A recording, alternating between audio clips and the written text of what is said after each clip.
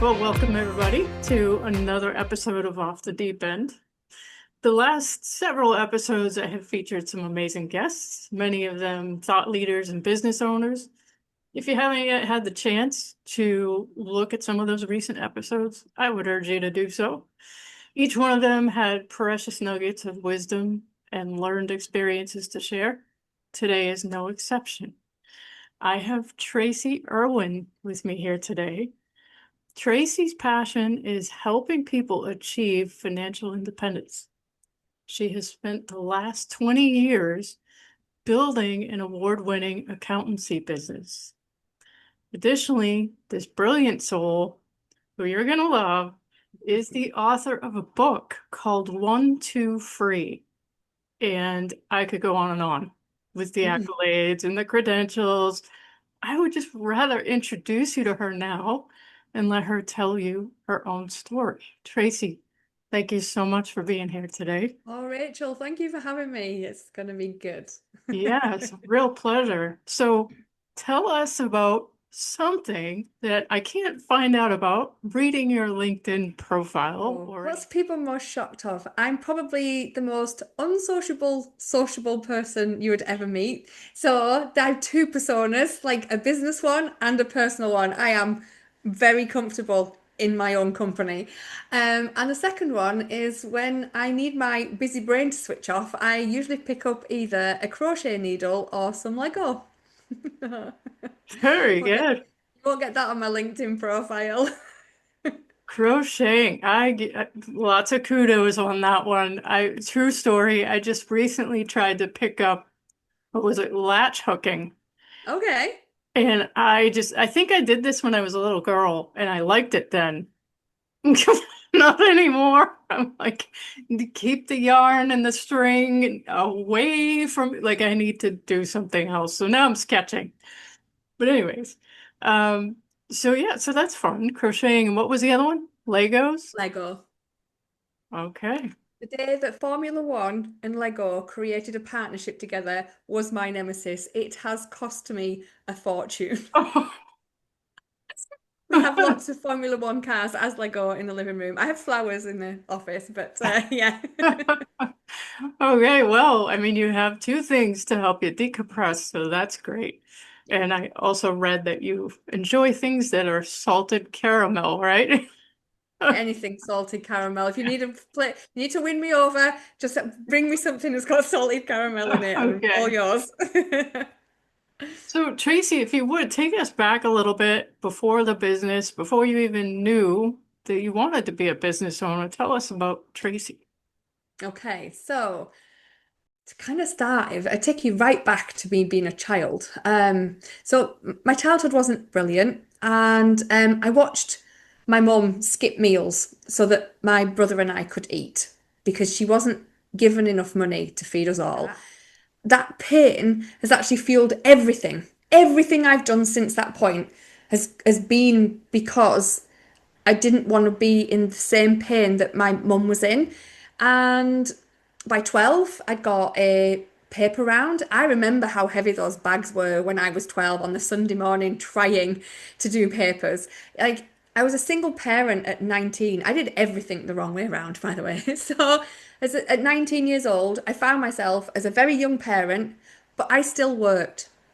The thought of relying on somebody else financially never sat well with me at all. I think it just kept envisaging making sure that, I could look after myself. And it didn't happen overnight, by the way. I'm not, and when I created the business, it took time, but once I had financial independence for myself, I was like, oh my God, I want everyone to feel like this. I want everyone to feel that how powerful it feels to be able to know that you can look after yourself. And I think that's where the whole business side of so I've sold the accountancy now, but when I owned the accountancy, like I was always trying to do business growth stuff. Like the taxes were just like a byproduct. That it was a commodity. I wanted to help businesses to grow to be more successful. So it's kind of like knowing that it's taken me a long time to realize. I used to really struggle with my why. I used to say, I like helping people, and I couldn't get any deeper than that. And I Mm. think being older has given me permission to actually like articulate it properly rather than just living it because I'm in my 50s, I've got a grown-up daughter, two grandchildren. My time is now. So I'm not it's not for other people, this one time's for me. So now you are strictly teaching people how to gain their financial independence by building their businesses, or are there other avenues that you use? It kind of so when I sold the business in September 2024, I thought I was going to semi-retire and just do my financial director work. And I do still have some financial director clients. And as much as I enjoy them, I enjoy the interaction with them, I couldn't find the passion in the work. And that's where I've done my soul searching. So I joined Daniel Priestley's Key Person of Influence program to kind of understand what I wanted to do. I spent a lot of time thinking, what is it? What's going to fill me with joy? And once I realized what my why is, I realized that the people I really want to help can't afford my one-to-one services. And so the only way that I could do something was create something that I could help people who I really wanted to help. People who, they've got into business because they love what they do. They're working harder than ever and they're not even taking home minimum wage. They're the people I want to help. So I created the Money Metrics Academy. So it's brand new. It only launched this year. And it's to help business owners to know the metrics in their businesses that they should be measuring for growth and which numbers to leave to the accountant that don't matter to them. It's about the non-jargon, making it very pragmatic and being able to look at certain things that your accountant gives you that you can bring together to have real clarity on where your business is going. Okay, great. Well, what would you think, or was it the program that you mentioned you entered that helped you finally figure out what your why is and to articulate it? Because it's one thing to know it, right? And it's something else entirely to talk about it or to write it in your marketing messaging. Well, how did you finally come to that? I'm not perfect with this yet, mainly because I feel it's my mum's story and not mine. So I had a conversation with my mum about because the Key Person of Influence program helps you to understand your pitch, your profile. It helps you to write books. It's all about how to become a thought leader in your industry or a key person of influence, whichever kind of like saying you want to say. And when we pulled out like what our earliest memories and things were, and I realized that this what it was, I was like, it was a really emotional night for me because I was like, yeah, fair enough, that is why I do what I do, but it's not my story. Like, how do I articulate that? So I went to my mum and said, because there is much more to the story than what I've just told. And we talked about which bits she didn't mind me saying because which bits were mine and which bits were hers. So that's kind of what we shared. And then I've started to talk about it when I talk to people. I have yet to go to social media and tell strangers. So it's kind of, yes, I'm talking about it in some respects, but I'm still not, and it is a journey, isn't it? Everything's a journey. Um, it's still not on the website in as many words as that, and it's not on social media, but it's in my messaging. So everything I write, and I find it much easier to say in person than it is to write it because once it's down on paper, it's there for anyone to see. Yeah.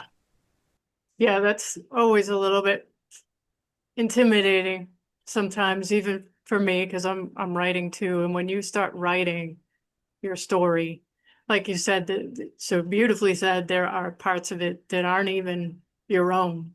And so that becomes an exercise in wisdom and discretion, like what is okay to say because some of this is not mine to tell. Or if I tell, this is what I run into a lot. If I tell this story, it might uncover and expose someone I don't want to uncover and expose. Yeah. And yet it's so integral in my story. How do I not tell it? And so, like you, I'm still trying to figure that out, you know. I Um, I have a I have because I have the other story of how I went from because like I'm speaking to you from Spain, but you can tell by my accent I am not Spanish. I would have never guessed. So I have the other story of how I came to Spain, and part of that again is somebody else's story. But I woke up head of a very successful accountancy. So, I had members of staff, I had town centre premises, I had a nice house, big car, lovely holidays. I wasn't happy. Mm. And I felt guilty about feeling that I wasn't happy because I had a life that many would only dream of. Granddad passed, and it wasn't a tragedy because he was 94, but it was a switch. It was that point where I felt, actually, we only get one turn on this world. Like, what am I doing? And so when I tell my story, I say, so it took me 12 months, but I processed the entire business to run without me. I got a divorce, and with 2 suitcases, I moved to Spain. Now, that one sentence tells you everything you need to know without me like naming and blaming anybody else because that's not fair and it's not my story to tell. And there's always three sides to a story: yours, theirs, and the truth. So it's finding ways to still tell your story, but without bringing other people into it. And that's the key, I think. That's the hardest part, isn't it? When it's not fully just your story. Yeah, if you're a novel writer, the fun way to do that is to create the characters and give kind of mix and match the attributes of some of the true to life characters with your fictional characters, and there you go. You're still telling the story without actually naming names. But this is a great segue, I think, to talking about your book. I was going to order it, and I still haven't had the chance, but tell us about One, Two, Free. What is the mission of that book? So when I moved to Spain, and I ran the accountancy for 8 years while I've been here, I only sold it in September. And people started asking me different questions once I moved to Spain. Rather than asking me about tax returns and like growth and stuff, it was like, how do you run a business in the UK but live in Spain? And, how did you manage to do that? Like, what kind of process manual do you have? All those kind of questions. And they were all the same questions over and over again. Interesting. So in 2017, I wrote a book. In a month, I took August off and I wrote an entire book. And then for 6 years, it sat on my laptop because every time I tried to write it, to edit it, I kept getting imposter syndrome. And I kept feeling, who the heck wants to listen to my story? And I really struggled with that for a long time. And then I met a lady called Teresa, and she edited my book for me. And changed my life in ways I couldn't even imagine. So the book is 2 years old yesterday. So it came out in July 2023. And the feedback I've got from it, how practical it is. I mean, yesterday I put a post on social media, and the gentleman who 2 years ago said, "This is the best business book I've ever read. I was going to write a book, but I don't need to now because Tracy did it for me." Like literally, that was his testimonial. Wow. And so kindly, yesterday, 2 years, he's had 2 years of reading other books. And he wrote on my LinkedIn page underneath saying, "This is still the best business book I've ever read." And I was like so humbled by that because it's like, that's 2 years. I've read a lot of books in 2 years. It's nice when people are like, the thing I get the most feedback is, I have pages and pages of notes, Tracy, like to implement. And that's what I wanted the book to be. I wanted it to be a practical guide because it's called a guide. It's a guide to getting time freedom without losing your sanity.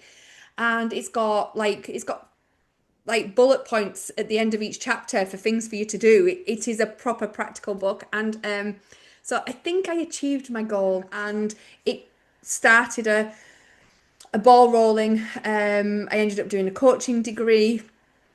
I ended up selling a business. I ended up, starting a new business. And that all came from sharing my story about how to like run a business that works for you rather than you, you know, gives you grief. So Yes. like, Wow. So you were working with numbers and then all of a sudden you write a book. Were you writing before that at all, or were you just so motivated to do that project?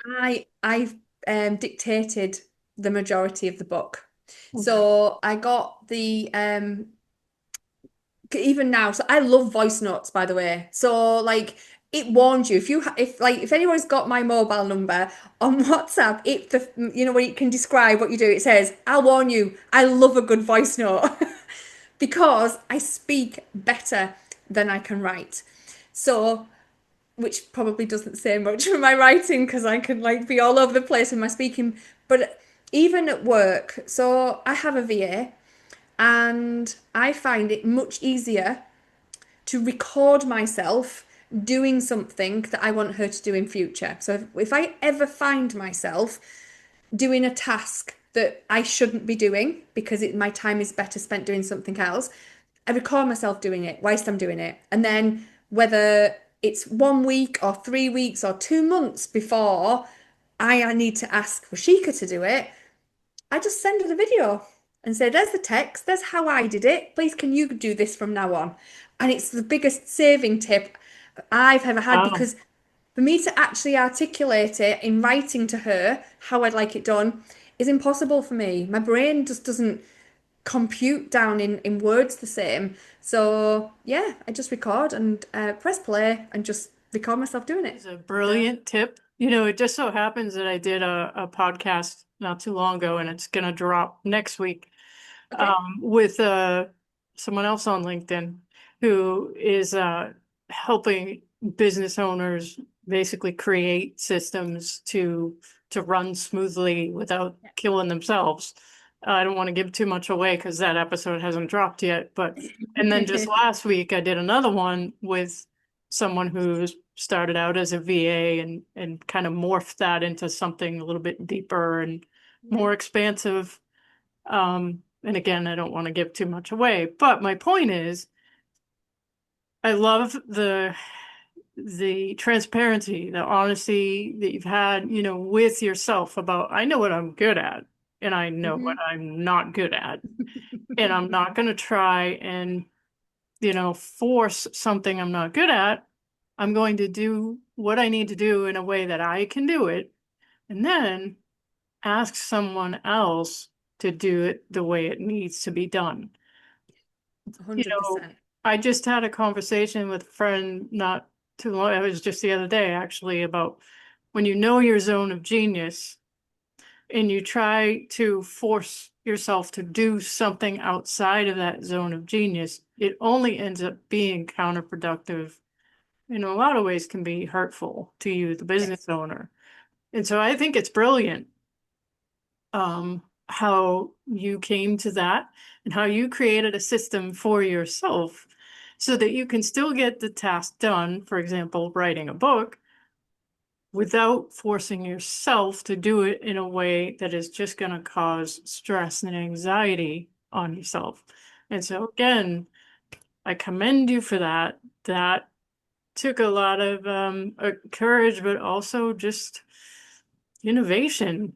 And that's a Yeah. great example to everybody. A lot of people say as well, and I think this comes from the fact that I did dictate it.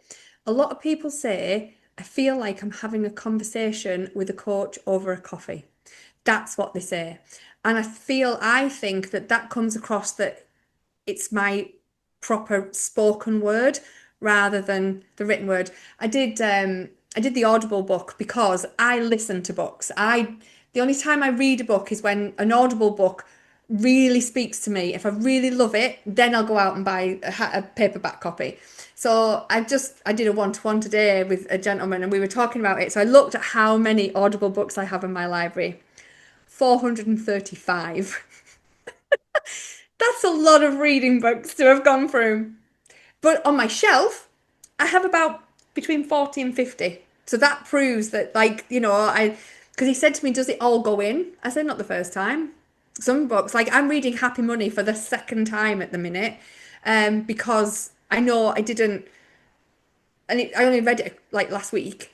I've just literally just replayed it because I really liked it and I knew I didn't pick up as much as I should have done in the book. So, but it takes me, I listen at 1.7. So, it's kind of like I get through Audible books a lot quicker than I can read a book. So I'll tell you this for a reason. So sorry.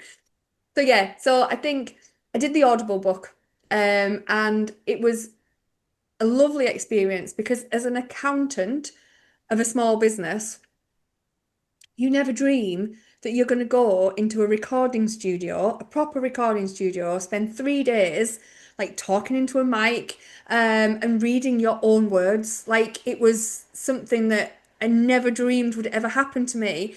So we did the Audible book, and like a couple of days ago, we put onto social media the bloopers.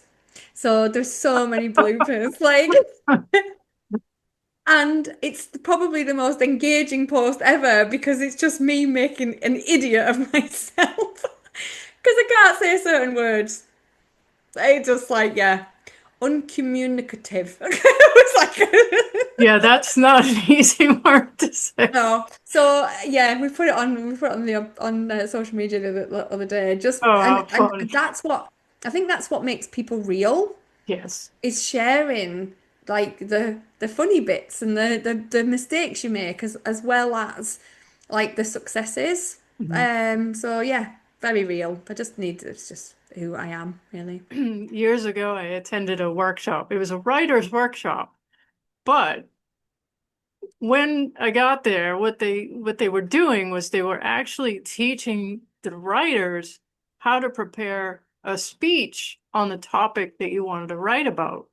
And to Okay. me, this just seemed crazy and backwards. But wow, it was very interesting to find out that that actually helps a lot because when you organize your thoughts well enough that you can speak them and make sense, you actually turn out to be a better writer. And so I think, I haven't read your book yet, but I think that that is part of why your book is so brilliant for people is that you spoke it more than you wrote it. And that Yeah. is once again your zone of genius. You articulate things very well. And then it was put to print. I do try. Yeah, so that's really interesting because like one of my goals, I don't think it's going to happen in 2025 purely because I hadn't found the why at that point. But I would love to do a TED talk. That's kind of one of my goals. Um, and I've been waiting for the right time to know what to talk about. So that's really interesting because actually, and I can't say that I can't believe this is actually going to come out my mouth when I'm being recorded either. But I feel like so most of the people who come into the Money Metrics Academy have read my book, by the way. So, but the two kind of a little bit different topics. So the book's about time freedom. The Money Metrics Academy is about numbers. So there's a little bit of a disconnect. There is, you can still do time freedom, but it's the higher package in that it's not what people are coming in for. But 90% of people have read the book. So I know I need to sell more books, but I also maybe need to write a second. I can't believe I've just said that on That's camera. coming. Because now I've got different stories and different like topics of what I need to talk about. But I think you're right. I think I need to articulate them better in a speech first, hence the TED Talk, before I can actually put it down into a book because that's the best way that things come out of my head is when I talk about them. Yeah. Ah, I can't wait to see you on the TED Talk. Let me know when that happens. I think everyone will know when that happens, Rachel. So I'm curious if we can rewind a little bit here. And you talked about your upbringing and, in a sense, your determination to be able to provide for yourself and not have to lean on anyone else's financial um, finances to be able to do what you want to do in life. At any point, did you feel challenged in any way about your money mindset? But by that I mean you must have watched your mom like pinch and save every little thing, and I'm guessing that at some point wrote a story in your own mind that that's how you need to treat money. I'm guessing this isn't true of everyone, but was there any of that when you started building your business? Um, no, I think I went the other way. So I think when you have a parent that has to save, um, and has to look after every penny, when you have it, when I was younger, I don't do it now. I'm a spontaneous buyer, by the way, and I understand that. But I'm still like to make sure what I'm buying is worth it. So it's not just like, and I never buy on price either. But I feel like when I was younger and I started to get money, at first I was like, woohoo! Guess what? I can spend whatever I want because I have money. And because when my daughter was younger, really young, we didn't have anything. Like, so it wasn't like it came, I worked, but the spare cash wasn't there. That took a while. But I didn't rely on anybody else for anything. Everything that I brought to the table for me and for her. I mean, it was an accident, by the way, and my business was a total accident. And I was a single parent of an 8-year-old. Every risk that I took as a business owner wasn't just the roof over my head I was risking. In my mind, I was like risking her roof over her head. So I was much more calculated in what I would do and much more slower in growth until that time came. But then, yeah, I think I did. Like, I got the fancy car and I went on the fancy holidays when I had them. And then I realized that actually that isn't what makes you happy. Do that for a while. And I think quite a lot of people do that. If you've got a parent that is the saver who lives quite frugally, I think once you get your own money, I think a lot of people probably do splurge a bit until they realize that that isn't really what makes them happy, and they have better things to do with their money. So how exactly was the business an accident? That would be a Oh, fun story. Let's hear that. oh, that is the story. So, 26 years old, sat in bingo with two of my friends. One of them who sorry, one of them who we sadly lost when we were in our 30s. She'd just got a new job as an after school club manager for a after school club, and she knew how to do everything herself, but she didn't know how to pay her team. And I was doing payroll, so I worked for an electrical contractors at the time, and I was paying 150 men like every single week. This was like back, and it was men, by the way. In 2006, there was no electric, like there was every electrician was a gentleman. I worked with no girls at all. And so I was paying 120 men every single week. And she said, how'd you do payroll? And I was like, oh. And then my other friend, who owned a beauty salon and she still does to this day, 25 years later, I've been paying my team under the counter because I don't know how to pay them either. She said, but it's too expensive to go to an accountant. And I thought, right, okay. So I went to work on the Monday and I said to my boss, I was like, can I borrow our Sage payroll disc so that I can help two of my friends? And he went, yeah, of course you can.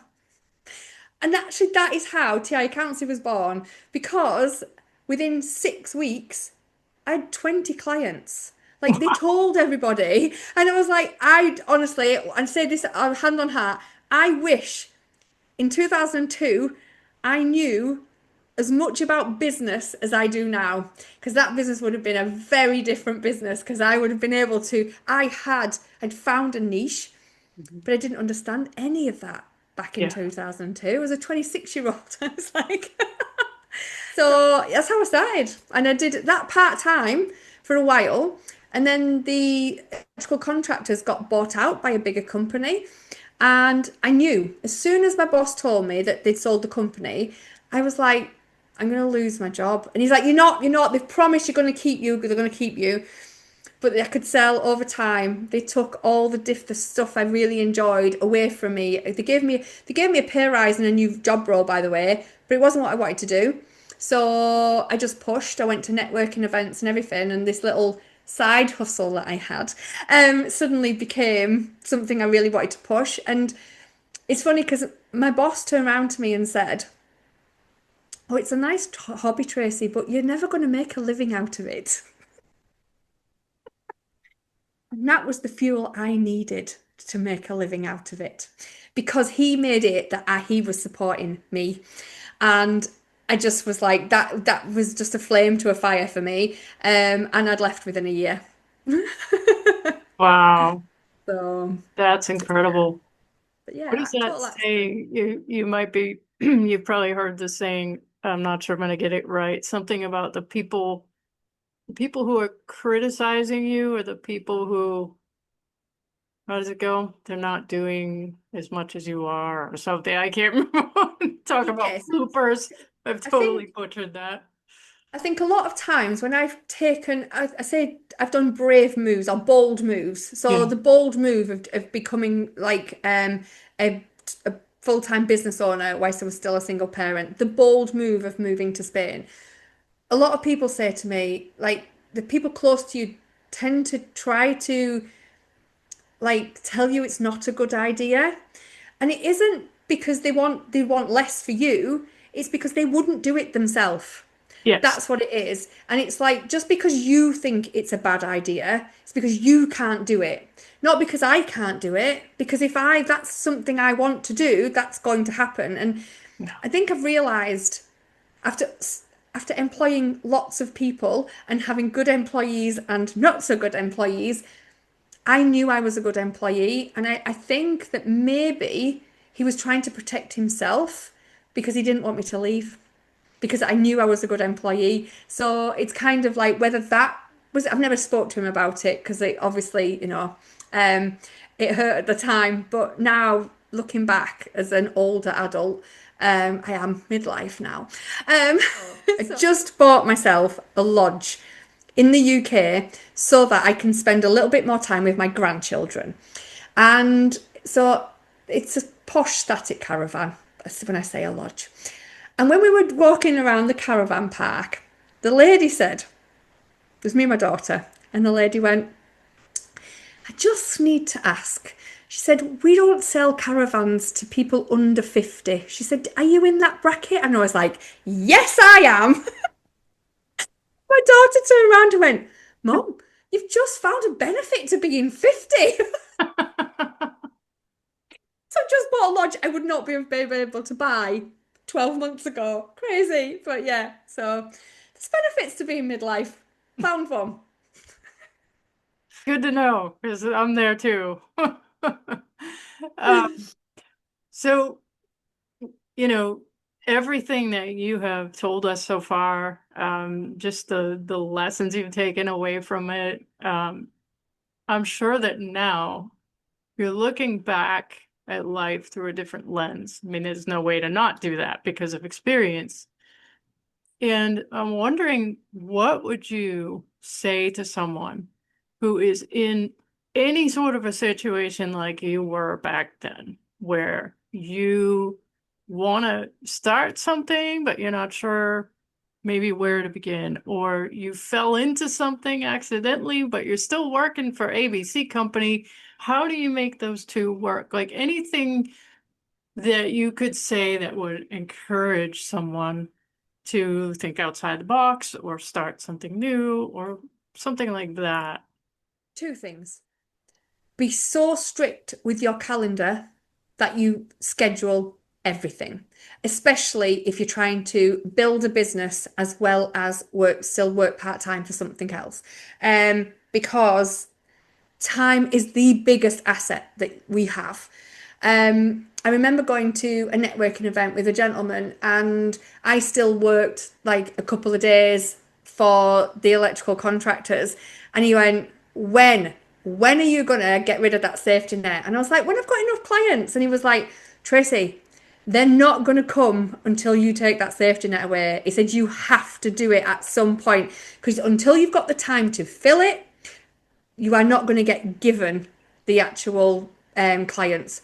And that was, I think, 2 weeks after then I handed my notice in and the clients came. So I think trust the process, be totally vigilant with your diary and get a mentor.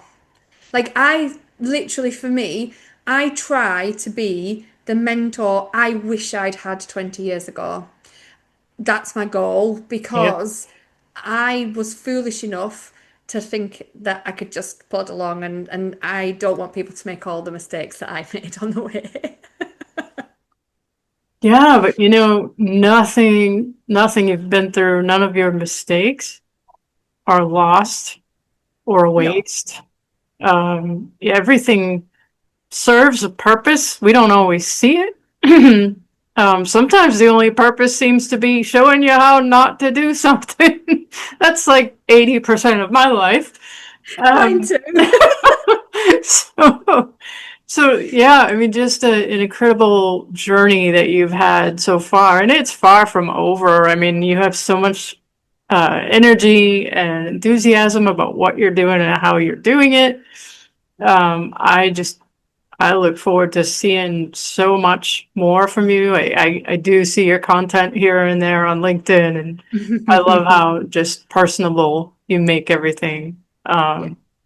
Any other thoughts for my audience today about whether it's business building or powering through struggles and obstacles? I think resilience is the key. Like you see somebody who's really successful, by the way, and you that's what you see. People compare themselves. They compare their page nine, this is in the book. Compare their page nine to somebody else's 102. And what you don't see is the struggles. Like even the most successful people still have those glitches and the people who survive are the people with grit. Like literally, like so the amount of sometimes like I can say I remember saying to my partner a few times saying, does anybody want to chuck anything else at me whilst I'm at it? Because everything seems to come at once, but then you wake up a few days later and you think, oh, I sorted that, I sorted that, I sorted that, and what I tend to do is try and like put things into boxes to try and deal with the ones that need your attention the most. And just make a decision. Indecision, a lot of the time, is the biggest thing the biggest thing that makes people fail is the indecision to do something because they're not sure. Make a decision Yeah. because it's either going to be right or wrong, but at least you know. So it's kind of, yeah. And I do have to follow my own advice with that one, by the way. When when my gut knows that something's right, there's no indecision there. Like I just say yes. I'll look at the cost sort itself out, the time cost it sorts itself out. Like I went to London last week for a networking event, and I went with the notion that I was going to see if they were the right type of people for me, and I was going to ask if I could speak on the stage next year. And when I got there, I realised that the ladies' like membership, there is no way on this planet you're getting on that stage without being a member. She looks after her members. And she's a phenomenal woman, and she has memberships all over the world. They're in America, they're in Stockholm, they're in Cyprus, they're in England, but there was none in Spain. So the second day, I went up to her and I was a little bit nervous because I didn't know how she would react to a stranger, but she was so warm. said, please, could I have just 1 minute of your time? She was, of course, sit down. This is in the middle of an event. She's a very busy lady. She made me feel so warm. And I said to her, I said, oh, I said, I've flown in from Spain for this event. I said, and I just wondered, I said, do you have plans to come to Spain? Because I would love the opportunity to speak on that stage next year. And she said, where do you live? And I said, oh, close to Alicante. She was like, wow. She said, we're launching Alicante in September. And I went, really? She said, what do you do? I said, I teach financial independence and time freedom. She went, perfect. She said, do you want to launch this together? And I just went, Yep. yes. Because when somebody gives you an opportunity like that, you don't think, if my sensible brain could be going, you've got no time, Tracy. Like, you're looking after your grandchildren in August all month. Like, no. Like, saying yes to opportunities and then working out how you're going to make that happen afterwards is the key. I couldn't So agree more. honestly, I Yeah. came home and I said to Dad, I said, I feel like God sent me to that event because what kind of an opportunity is that? Yeah, that's incredible. Congratulations. That's so exciting. Thank You're gonna you. be so busy. Like, yeah, wow. And the time Uh, freedom alchemist with no free time right now. I'm an absolute fraud, Rachel. that's But I'm loving hilarious. every minute of it. So, I'll get my time freedom back when the business is like proper settled a little bit. Well, I think, that brings up an interesting point. Time freedom isn't about sitting on the couch and binging on Netflix and not having to do anything. It's about being free It to is. do what you want with your time. Yes. You can And in take care of your August, grandkids and you so I can mean, help in the whole end of launch. August, I am going to have my grandchildren, whilst my daughter can go to work. And that's what time freedom is. It's being able to pick and choose when you have a busy period and when you have downtime. Like I went to Cambodia for my 50th in November for 3 weeks and I did not even look at one email. Mhm. That's time freedom. I Yes. was busy when I got back, but that's Yeah. that's life. Yeah. Oh. Yeah. That's so exciting that you're going to launch that chapter. Wow. Um, I'm guessing that's just going to make things explode even more for you in the best possible way. I hope so. Um, so I remember something when we first met on Zoom, was it weeks or so ago? Yep. Just a fun little story, and I'd love for you to share it here about that little penguin on the wall and why you love penguins so much. Could you share? Penguins are my favorite animals, and it's because I feel like I'm a human version of one. Can't believe you're making me say this on camera, Rachel. Right, so I'm not making you penguins. do anything. You're free to say no.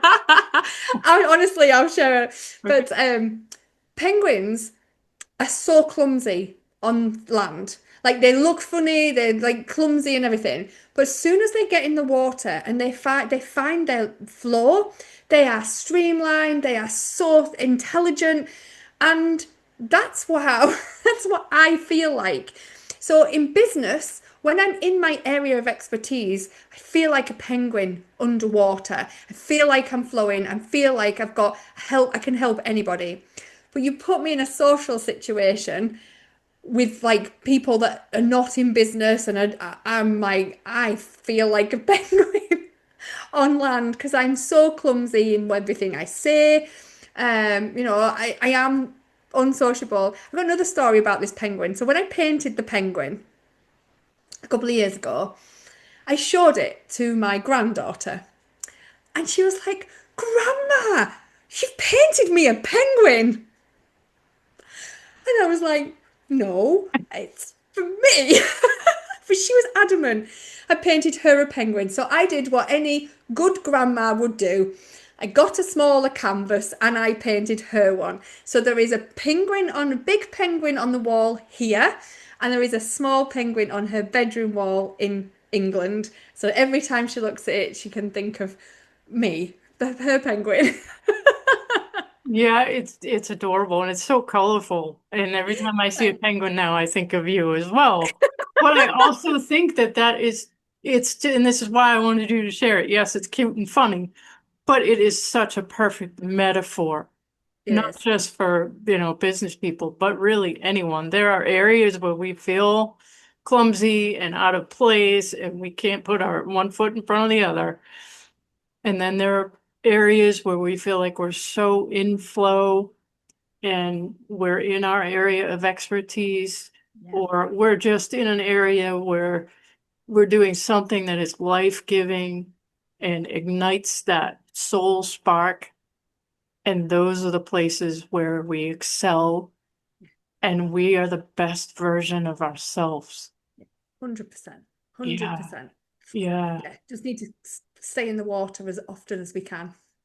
yeah, well said.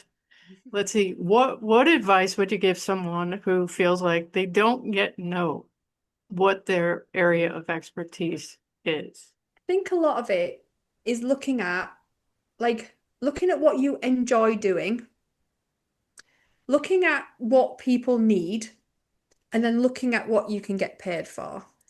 And then write the list of all three of those and see if there's anything that actually is in all three boxes. Because that's where you find your why effectively, what you find you're passionate for. You've got to enjoy it. People have to want it, and you have to be able to get paid because, it's all good doing stuff that we love. I mean, if I only did stuff that I loved but people didn't pay for, I would crochet like all day, every day. But I'm not a really quick crocheter and I'm not going to make very much money from doing crochet every day. So it's finding, so writing those three things down, writing a list of everything that you enjoy doing, write down a list of everything that you can do that people would need, and then write everything down that you could get paid for and see if there's anything in those three boxes. And I think that's where, and like, if it's something that you don't feel confident, but you'd like to, just learn. Like, I am an eternal learner. Like I said, I've always got a book in my ear. I've always done courses. I've never stopped learning. I find that people who think they know everything generally the people who really don't know a great deal. And those who feel like they need to learn more and more tend to be the cleverer people. So I know which bracket I prefer to be in. And I think that's just Yeah, learn all the time. Just find things. Even if it's just you watching YouTube videos and stuff, there's so much information out there. It doesn't have to cost you to learn something anymore. yeah. So what are you learning right now? Money mindset. So I'm learning a lot more about the the thought behind people's money, because what I'm finding is in the Money Metrics Academy, I teach very pragmatic stuff. So I teach ways, but some people aren't engaging. So they're paying me money. They've paid me money to teach them how to grow their business, but they're not engaging. And I want to understand what I can do to make sure that everyone that comes into the Money Metrics Academy actually feels the benefit from it. And I just want to help the people who really need my help. People are always one of four stuck, by the way. They're either stuck because they're in startup mode, they're stuck because they're in survival mode, which tends to happen to businesses between 1 and 2 years old. They're stuck because they're in a swamped mode, which I call like the when you're working in the business but not on it.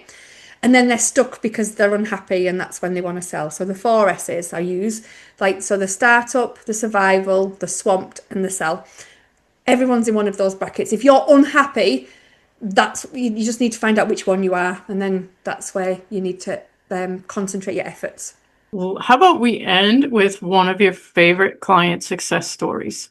I have a client who had they're in the health industry and they had three practices. And when I first started working with them, all sales went into one pot. And they were like, I'm working harder than I've ever worked. Everything's growing, but except my bank balance. And I said, so what's the in the practices, which one is the most profitable? And he was like, oh, I don't know. So we literally, and this is all it took, is we separated the sales into each different venue, Mhm. and we found that one venue Just one venue was bleeding the other two dry. The other two were really profitable and really doing well. And he'd worked really, really hard. And then there's this one that for some reason, it was the location, by the way, once we looked at it, just wasn't doing that great.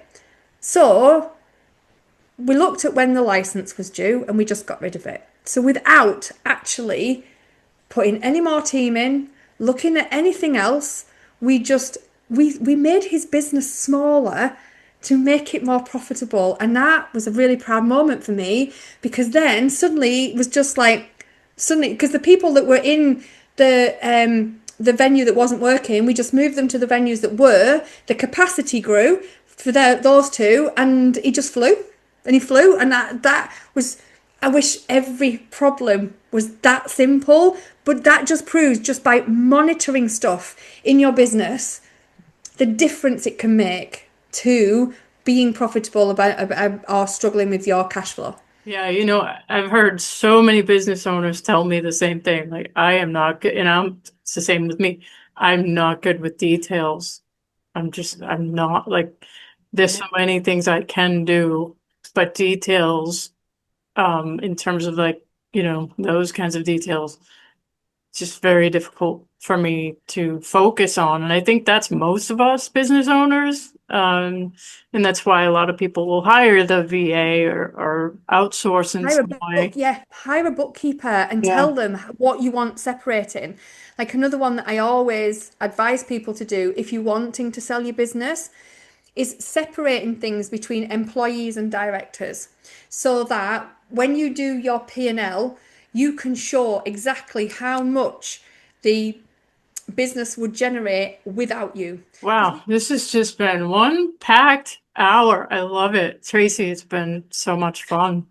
Does this feel like a good place to close? Yes, Do you have definitely is any like, final thoughts you'd like to share? ooh, I think I've shared a lot. You have, but sometimes there's still a bit No, more and there just probably wanted is more, Rachel, but I honestly find it so easy to talk to you. It's been an absolute pleasure.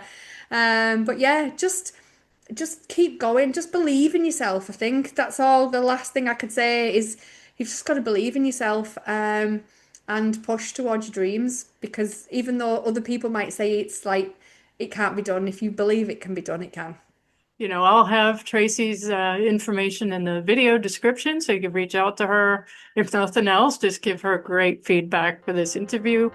And thanks so much again for watching, and we'll be back again soon.